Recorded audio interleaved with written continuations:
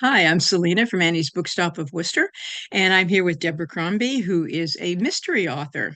And Deborah, for readers unfamiliar with your work, could you please describe what it is that you write? I um I know it's kind of surprising when you hear my accent, but I write British police procedurals.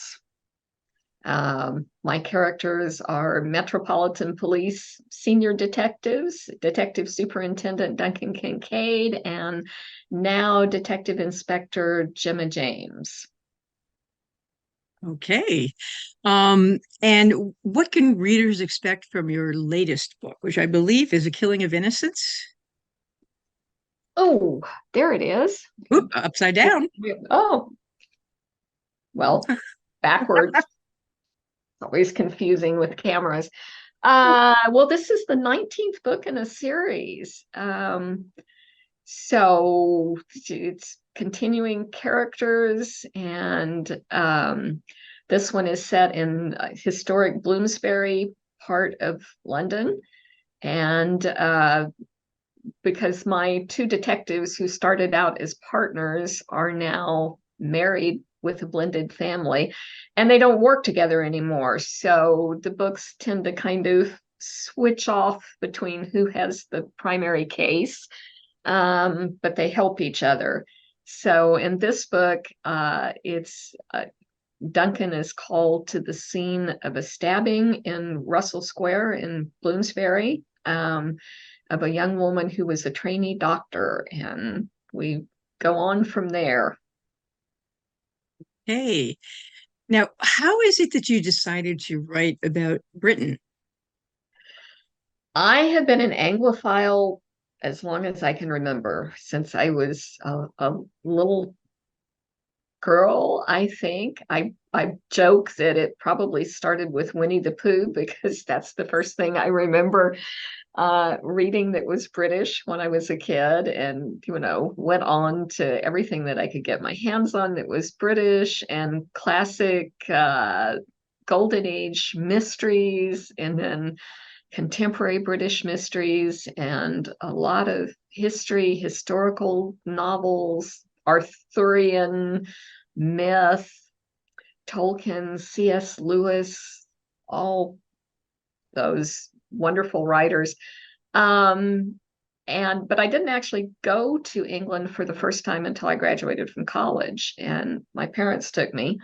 Um, Sort of if this is Tuesday, it must be Portugal trip. But we spent 5 days in England, and I just fell madly in love.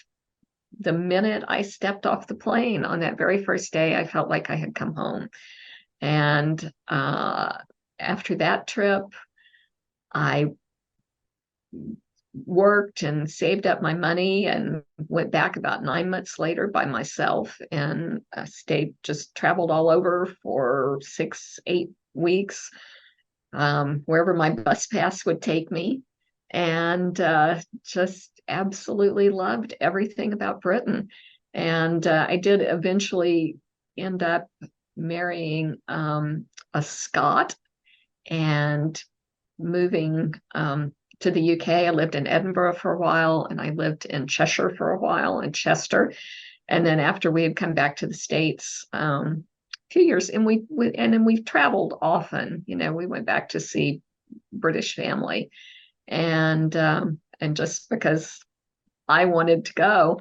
And but I was really homesick for the UK, and I decided that I would be there in my head and try writing a British detective novel. And I wrote it, and in a very condensed version, sold it, and I've been doing it ever since.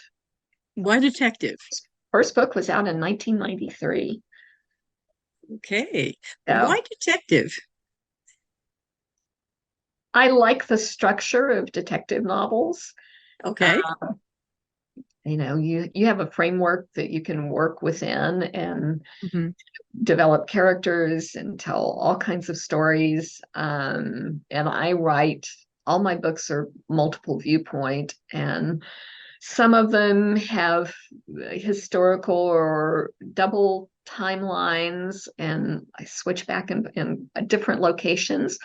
I've written about a lot of my detectives are primarily based in London, but I have sent them to a lot of different places in the UK. So that gave me scope for writing about different places, and it just seemed to be the perfect vehicle. I was a huge fantasy and sci-fi fan, but I just never had the ideas for something that I thought would work as a novel. Oh, So, okay. And so what was the inspiration for your latest novel? oh, well, it's kind of complicated. I had moved in previous books. My detective superintendent, Duncan Kincaid, had originally worked out of Scotland Yard for a homicide liaison team, but because of things that happened in previous books, he is now in charge of the CID division in Camden, which is based out of Holborn Police Station. And because it's a very interesting central historic part of London, and I'd always thought it would be really fun to set a book in Bloomsbury. There's so much history and literary references in Bloomsbury. There's the British Museum and just all kinds of interesting things. I didn't get in as many literary references as I thought I would, but it was still fun. And how much research did you have to do for this book? This particular book was really difficult because I just started the research process in November of 2019 and was planning to, because I need feet on the ground. I need to walk the streets and see the locations and uh, just really pick up that atmosphere and local color and get ideas from that. And I was planning to go back in spring of 2020, and we all know what happened in spring of 2020. And so I didn't get to go back until October last year, 2022. So I was really struggling with this book. But I discovered, in some of the places I was writing about, I was really familiar with. Mhm. Um, and it's amazing what you can do with Google Street View, with It's Google, true. with Google Maps, with Google Street View. So I did literally walk the streets on Google. And it was so funny because by the time I got to the page proof copy edits process in this book, I'd be reading passages and I would be thinking, wait a minute, was I really there or was I just there on Google? Because it started to feel so real and so immediate to me. Um, but I did do a lot of research. One of the threads in this particular book has to do with a potter, ceramics.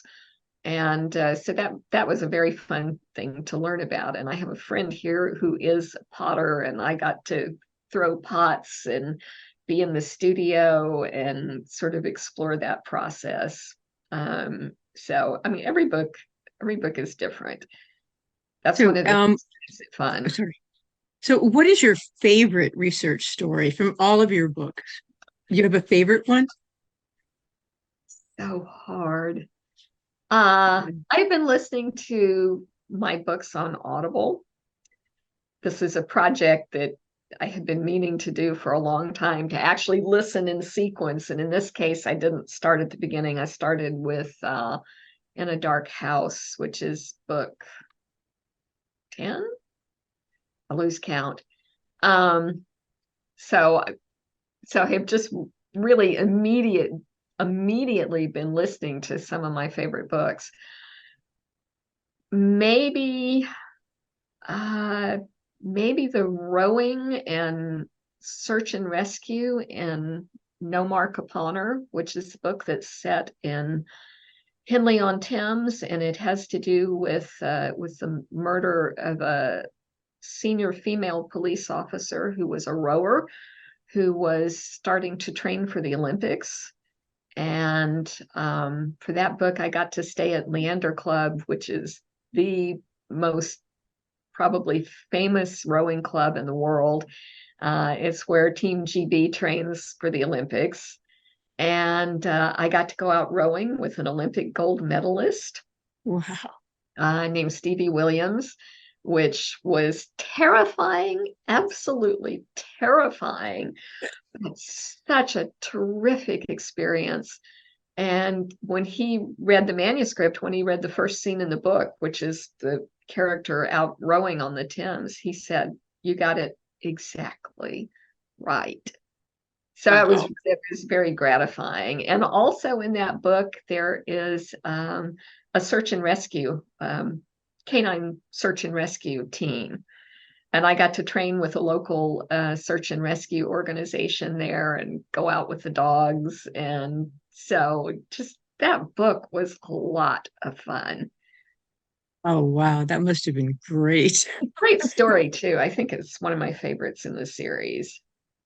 So, what was the biggest challenge that you had in writing and putting out your latest book? Well, I guess it would have been the not being able to be in London. Right. Um, I think I would have probably put in more stuff about the British Museum if I had been able to do more in-person research. Um, but again, it's just amazing how much I, you know, back in the early days of the series, my research, I had to make trips to the UK and ship books back. Very expensive, but now there's so much information that's available. There's a lot of information available about the Metropolitan Police and how they do things, and investigating crimes and forensics, and there's so much stuff available. So my biggest challenge with that book was just being frustrated because I couldn't do the research in person.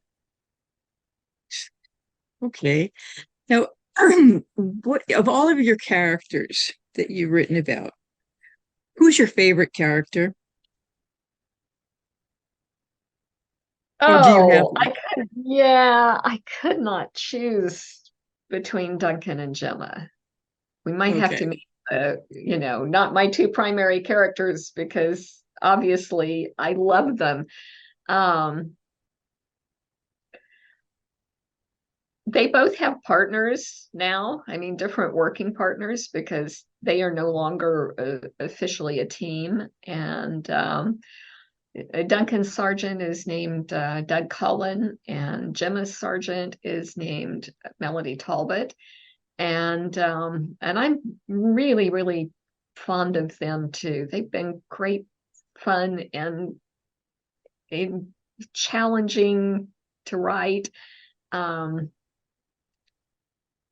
if I just had to pick somebody out of the books, uh,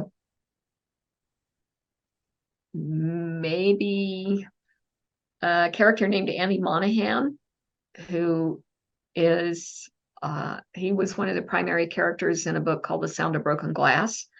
He's a guitarist. He's a really, really talented guitarist who has gone on, uh, besides ending up having a relationship with Melody, he's gone on to become sort of famous, semi-famous. And so he's been a lot of fun to write. His backstory was really an interesting thing to write.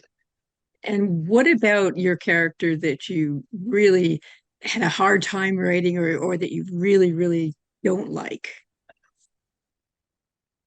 Well, I wouldn't want to pick out any of the villains because that, Yeah, of course you don't like the villains. because that would be spoilers for anybody reading the books. But since I've been going through this thing of listening to the books on Audible and sort of this revisiting these stories, and the bad guy person in every book, I'm just thinking, oh my gosh, how did I write such an awful person? Uh, I had an editor once who told me that, I was too nice to be a crime writer. So, but I must have some sort of evil thread in there somewhere because some of my villains are really, really bad. Um, I don't know if anybody I can think of right offhand other than the people who turned out to be villains that I really disliked. Okay. That's fair. That's fair. So I what like can, I like my characters. yeah, well, I can understand that. I can understand. You would like all of your characters, Yeah. wouldn't you? So, when you write, are you a pantser or a outliner? Mm, sort of half and half. Um, Okay. I do generally try to figure out where the book is going, what the overall plot is. Um, I like to work in what I call storylines, which is one of the things I'm going to talk about in the master class at Crime Bake, which is not your traditional three-act plot structure, but is picking out what your linear storylines are in the book. And usually there is maybe 6 to 8 main plot threads, and sort of taking those from where that particular story starts and where I know I want it to end, and then filling in the pieces, and then figuring out how to knit it all together. Um, I outline maybe chapter or two ahead. I mean, as in a scene by scene outline. I've learned over Mhm. the years that it's kind of a waste of effort to do it much farther ahead than that because things tend to shift as you're writing. So Right. yeah, Okay. kind of half and half. I mean, I may think I know where things are going, but there's always surprises. Right. That's true. Do the characters kind of tell you, oh, that's not going to happen? Um, Sometimes, and Yeah. sometimes they say, "Oh, we're going to do this instead." Yeah. It wouldn't happen that way. Yeah, it wouldn't happen that way, and sometimes I have to remind myself that it's my own box.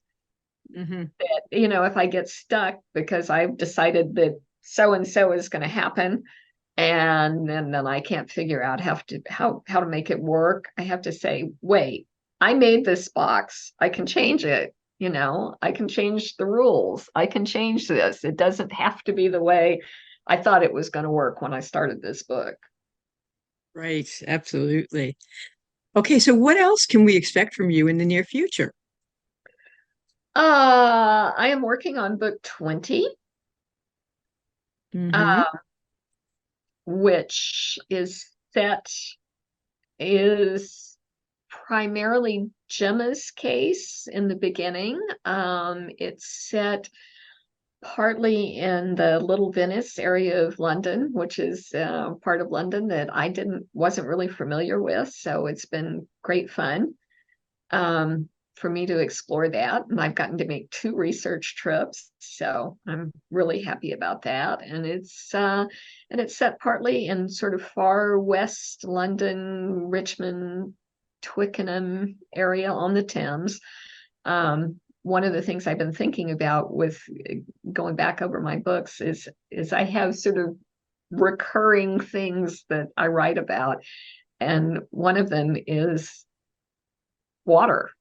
river, canal, boats, although there's not a whole lot of boats in this one, but there is the river and there is canal. But it's just something that I seem to be continually fascinated by.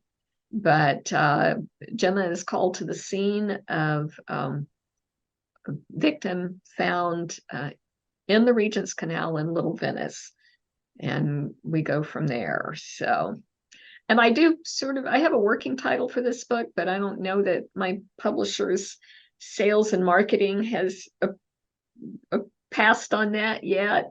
So I don't want to confuse people by saying, oh, this book is called, and then have the sales and marketing team say, we don't like that, which sometimes they Okay. do. So, but It's I number think I, 20. yeah, but it's number 20, and I think I know what it's called. Okay. That sounds great. Okay. Now I have questions about being a writer. What's your favorite part about being a writer on the whole writing and publishing process? Huh. That actual writing when it's going well. Um, I think most of us get into it because we like the idea of putting words on paper or keyboard as it happens, storytelling. And I think almost all of us would say that there are days when it is a horrible slog. I know that I have days when I sit down at the computer and I just like, oh my God, can I even write a sentence? That's terrible. And you feel very frustrated and everything feels clunky and just not what you can't bring out what you have in your head. But then sometimes it takes off and it's just there is nothing more fun than having that story come to life on the page. And for me, one of the most unexpected fun parts of writing is dialogue. Um, I know when I first got the idea that I was going to write a novel, I was terrified of writing dialogue, especially because I'm American and I was writing in British voice. And all my characters are British. I've never had an American thrown into the mix except as very, very minor characters in a couple of books. But all my primary characters are British. And then, so I am always thinking in British voice. But I thought, oh gosh, dialogue was so scary. And what I've discovered is that I love writing dialogue. And there's this magic thing that happens when the characters start talking to each other on the page. And you start learning who they are and how they think once they start talking. And sometimes that's what it takes to really get that insight into a character. So that might be my very, very favorite thing. Interesting. Okay. I actually like things like, doing editorial edits and copy edit. I know some people will say they absolutely hate them. But I actually like it, because you can see how you can make the book better. Hmm. Do you get a lot of help from your editors as well? Uh, I have been really fortunate in my career. I've had three very, very good editors. But my former editor at Morrow, Carrie Farron, retired in June. Oh, Uh, so I have a new editor who's very nice, and so it's going to be interesting after 10, 11 books Carrie and I mhm. did together, and she was a very hands-on editor. Um, and as I said, I like being edited. Um, so it's been an interesting journey. we cut 100. I tend to overwrite. I am slow, and I also tend to overwrite. So we ended up cutting 100 pages out of the Wow. Killing of Innocents. So, um, Interesting. yeah, but I'm sure it moves a lot faster than the first draft. Did you have a British editor or an American one? She's an American. Oh, Yeah, okay. all my Interesting. editors. Yeah, all my editors. I mean, the U.S. is my primary publisher, so all my primary editors have been American. So, So, so you didn't have people check your American English versus British English. oh, I've got reader friends who Uh, read manuscript for me and will tell me if I've made really stupid mistakes. okay. Now, what do you consider the most challenging part of the whole writing process? Oh, for me, it's getting my feet wet. It's that, as I said, I am slow. I am notoriously slow. I wish I could say that I had written 30 books instead of 20 books, um, or going on 20 books. Um, I do a lot of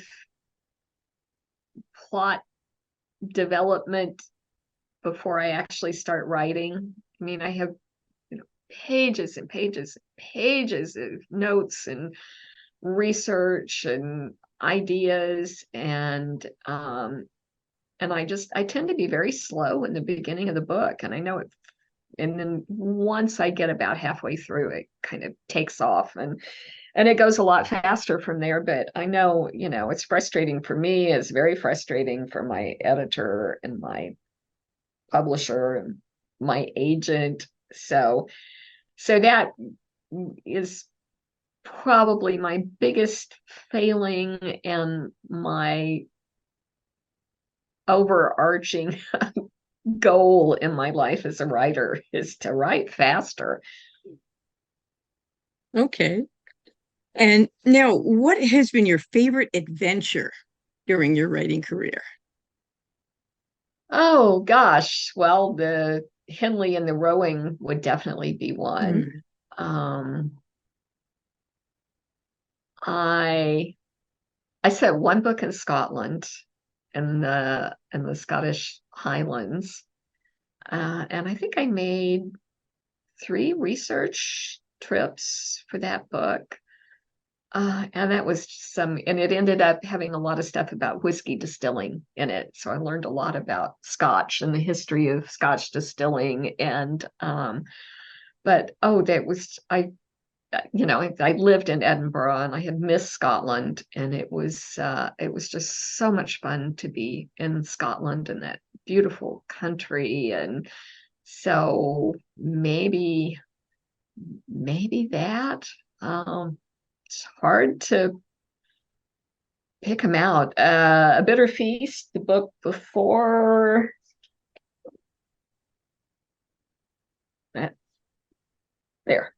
Uh, the book, uh, which would be book number 18, the book before Killing of Innocents, is set in the Cotswolds, which is one of the places that I went on my very first trip to England with my parents, and had always wanted to set a book there and just hadn't quite figured out how to work that into the series. And I finally managed to do that in A Bitter Feast. And again, I think I made like 3 research trips to the Cotswolds, and just absolutely loved it. I wish I had an excuse to go back. yeah. Okay. So, what is the greatest lesson that you've learned thus far in your writing career? Maybe to trust my instincts as a writer. I would not say have learned, I would say continually learning. Um, because I tend to get kind of bogged down and think oh, this is not a good idea and readers aren't going to like this, or this isn't going to be believable, or just lots of negative stuff instead of just trusting the process. I need to just trust the process and write and let have confidence in the story. Okay. Now, is there any other piece of advice that you'd like to give to other writers aside from that? Oh, button chair. Yep. I mean, that is the most well-worn classic piece of advice. We're going back to my biggest failing here, is in you just have to write the pages. And I like to quote Nora Roberts, who said at some point, bad pages are better than no pages, which I should have on a sticky note on my monitor, to be reminded of that every day. If you write something, you can always go back and fix it. If you don't write anything, you have nothing. So probably that, Mhm. just to write pages and let the story do its job. Mhm. Okay. So, are there any groups, clubs, or organizations that you would recommend to other writers that might have helped you in your work? Oh, definitely. Mystery Writers of America. When I first got the crazy idea that I was going to write a novel, the first thing I did was join MWA, and I have been chapter president. I have been served on the national board, and Sisters in Crime. Sisters in Crime just has so many great opportunities for writers to learn about the craft of writing and to make connections. And maybe that would be my second biggest piece of advice for writers starting out, is to make connections. It's really important and you can do some of it on social media, but going to workshops, going to conferences, meeting other writers and forming relationships really, really turns out to be important, in your career. And besides, it's a great community. I think the mystery writing community is just the best. People are so supportive, um, and it's a great thing to be part of. Right. That's very true. I've heard a lot of incredible things about those organizations. Now, I have some questions about you as a person. What is one thing that most people don't realize about you? Well, if they've read my books and they haven't seen me in person or heard me speak in an interview like this, a lot of people don't know that I'm not British. Right. Yeah, I did drag out my Texas accent. Um, so other than that, don't know. Okay. This is a hard one. You might not be able to answer this one. Okay, so if you don't want to answer this, that's fine. What question do you wish interviewers would ask you? And what would your answer be?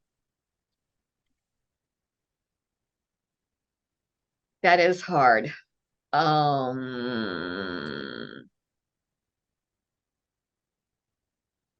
hmm. Hobbies? That's my next question. Okay, I'm going to ask you that.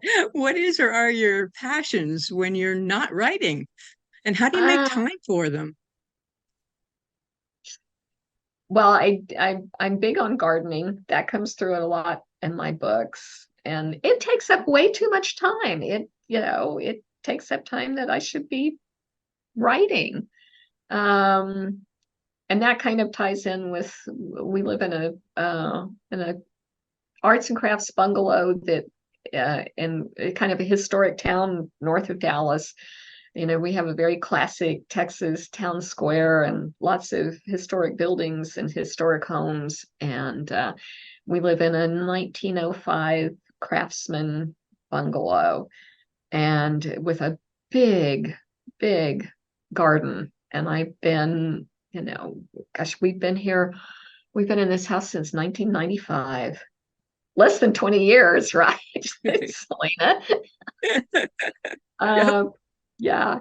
And we've done a whole lot of native perennials and, natural landscaping, and it's all organic. We've never used chemicals, and I also have a passion for English roses, and they tend to sneak into my books. You see David Austin English roses crop up here and there in the series. So I have, I don't know, 20 or 25 maybe English roses, most of them David Austin English roses. So and I do all this in the spring, all this planning and prepping, and then it's Texas. We get to the 1st of July and I am so over it. It's like and I have to get out and drag hoses around, for an hour a day through the hot part of the summer to keep everything watered. And, by September, I don't care, it can all die. Just not really. Actually, we had 15 inches of rain. We had a horrible, horrible hot, dry summer. We had almost 3 months with no rain. And then last week we had 15 inches. Last week? Yes. Wow. Yeah. We had flooding here, and I mean we live on fairly high ground, so it wasn't something that we were personally worried about. But the garden right now is just gorgeous. Oh, And wow. I kind of hate for everything to freeze. And when you have a lot of native perennials, it's not pretty in the winter. So that's a big passion, obviously. Hmm. Okay. Uh, um, and what are some of your writing related hobbies? Oh, like drinking tea, like those kind of hobbies. Uh, Normally I would have a teacup and not an ugly plastic glass, but Okay. related, I don't know, pen, Reading. reading. Yeah, I reading. Yeah. Yeah, I am a fountain pen geek. Uh, I have a really close friend who got me interested in fountain pens a few years ago, and I just have, crazy. Let me show off a show off a couple of pretty pens here for the Oh, camp. wow. Uh, I have I have way too many of these particular sparkly pens that I am obsessed with. I think I can now call myself a collector because I have so many of them. Are made by a company called Benu, and they were originally in Moscow. And when Putin invaded Ukraine, they got out and moved their. It's a mom and pop company, and they moved their company to Armenia. And they've managed to keep things going Wow. and do well, I think. But and the founders of the company, he was a luxury jewelry designer, and so it's like writing with jewelry. It's just great fun. I also have a thing for journals and writing, and I have do a little ad Hmm. here for my friend Michael Mitchell, who makes these beautiful hand-bound Wow. journals. It's called Iona Handcrafted Books. So if anybody wants beautiful leather, one-of-a-kind journals, you have to look her up because they're great, great fun. So I Wow. guess those are my two big nerdy writing related hobbies. Uh, okay, so my next question is, what does your writing space look like? And what do you need to have around you when you're writing? And that kind of goes into that. Um, Actually, I have two.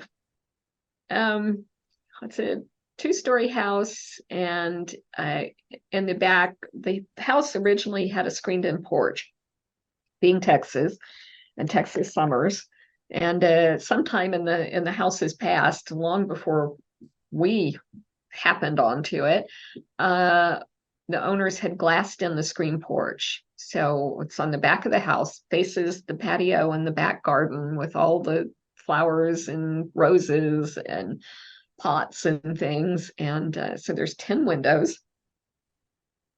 And I started out, also the floor slants because it was a sleeping porch, and it was open to the elements, so it was built that way so that if it rained through the screens, the water would run off and not stand on the floor. So there is a slight slope to the floor. Um, and I didn't think about putting a desk in there for a long time after we moved into this house, and then I got a little rolling table and I would write in there with my laptop on my little rolling computer table. And then a few years ago, I was out with my same friend that got me started on the pens and the leather bound journals, and we saw a vintage library table at a yard sale. And that would be so cool in my porch. And I bought it, and we managed to load it into her car and bring it home. And then what we had to do, what my husband did, we had to cut the front legs by about this much so that the surface of the desk is level. Um, so and I've got hanging ferns, and right now I've brought in a bunch of plants from outside, so they wouldn't freeze, and it's very green and just a wonderful place to write. But I can't write in there in the afternoons in the summer because it faces west and it is way too hot, and I can't write in there in the winter when it's really, really cold because of those 10 windows and no insulation. And I have a proper office where I am now, which you can't really see very much of, which is in our upstairs second bedroom. And it's great. I have my big proper Zoom setup up here. I have my big monitor and my separate camera and my ring light, and I've got big like studio lighting up there, and so it's very cozy too. And what I tend to do is write downstairs in the morning, unless it's really, really cold. And in the summer, it's just beautiful with that west facing in the garden, and I can let the dogs in and out and the cats in and out, and then come upstairs after lunch and write until dinner time because I kind of tuck myself away up here. And I love seeing other writers' offices on Zoom where they have all, their bookshelves in the background and everything. But I can't do that because my bookshelves are on the wall that I'm facing. You But happen to mention something that I was going to ask about. Writers very often have furry or feathered or otherwise non-human companions that help them through their work. And do you have any? And you do. And do they help or hinder you? oh, mostly help. We have two German shepherds, and they're kind of getting on. Um, but they're great company, and we have two cats, and one of them is indoor only, but the other one, Lucy, was a neighborhood cat that kind of adopted us, and so she's indoor outdoor because, for you cat people out there, if you have a cat that's been an outside cat, it's really hard to keep them in the house, if they want to go out. So so she comes in and out, but she is great company, and she likes to curl up right by the front of my desk and when I'm writing, and So there's always, almost always somebody with me.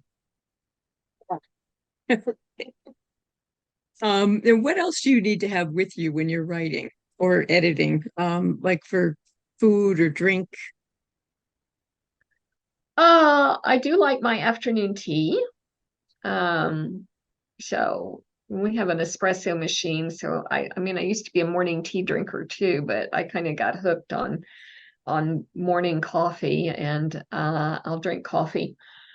I can make a cup last all morning, and I have, oh, I can't pull it up for the camera. The cord's too short, but my daughter gave me for Christmas last year a little warmer, mug warmer thing, which I've discovered it's great. It beats taking your cup back to the microwave every 15 minutes to keep stuff hot. And I liked it so much, I bought one for both workspaces. So I'll drink coffee in the morning, and then, after lunch, I come up and tuck myself in my proper office, and with a cup of afternoon tea, and I can usually make that last until dinner time. I'm not a big snacker when I write, so Okay. And when you're writing, do you prefer music or silence? And if it's music, silence, what kind? silence. It's funny because I can write in coffee shops. I quite Hmm. like it. This sort of background hum and conversation and music, but I don't I don't write with music or TV on when I'm at home. I find it distracting. So I have I wrote one particular book that had a story thread about Gregorian chant, and I discovered that I could listen to that while I was writing, but I haven't done that in a good while. Um, if I were going to listen to anything, it would probably be like chamber music, Bach, or something like that. But really, really, I am a silence person. Hmm. Okay. Now I just have two more questions for you. And the first one is, where can people buy your books aside from Annie's Bookstop of Worcester? And I always have to do a plug for Annie's. You can buy Deborah's books at Annie's Bookstop of Worcester if you call us at 508-796-5613 or email us at orders@anniesbooksworcester.com. And where else could people find your books? Oh, they are pretty much available everywhere, but I would mention a couple of my favorite bookstores, Mhm. sort of on my side of the country. Murder by the Book in Houston, which is just a terrific, terrific store, and the fabulous Poison Pen in Scottsdale, Arizona. Yes. I have signed every single one of my books in both places, and they both usually have signed. I mean, it's been A Killing of Innocence came out last February, but when I have a new book out, they would have signed copies. Okay, great. And my last question is, how can we follow your work and share your awesomeness?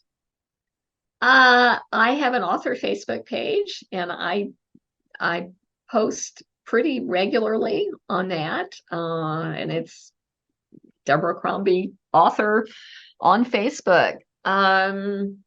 That's probably my biggest. I have a wonderful web page, I must say, designed by my husband, um, and it's www.deborahcrombie.com.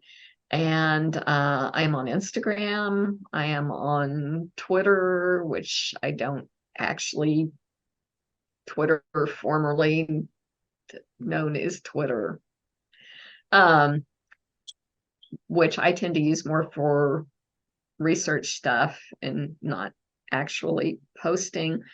I'm also on Threads, but I haven't kept up with it very much. And probably the biggest thing is that I am one of the Jungle Red Riders, and there are seven of us, as I'm sure you know, with a couple of your locals there, Hank Philippi Ryan and Hallie Efron. And there are seven of us and Jungle Red Riders, and we blog every single day, 365 days a year. And it's just loads of fun. We have lots of guests, and we talk about our own stuff as well. But it's a great community, and I would highly, highly recommend anybody who's not familiar with Jungle Red Riders to check us out. Wonderful. Well, thank you so much, Deborah, for joining me today. And for people who don't know about the New England Crime Bake, Deborah is the guest of honor there. And the date is November, uh, it, 10th through 12th. yeah, 10th through So 12th, yeah, so it is a week from Friday. a Well, week from Friday. we're going to be we're going to be in virtual space, so but it's November 10th through 12th. Right. So if anybody is interested in that, you can look it up on the internet, New England Crime Bake. Yeah, I'm So, looking forward to it. I've never done Crime Bake.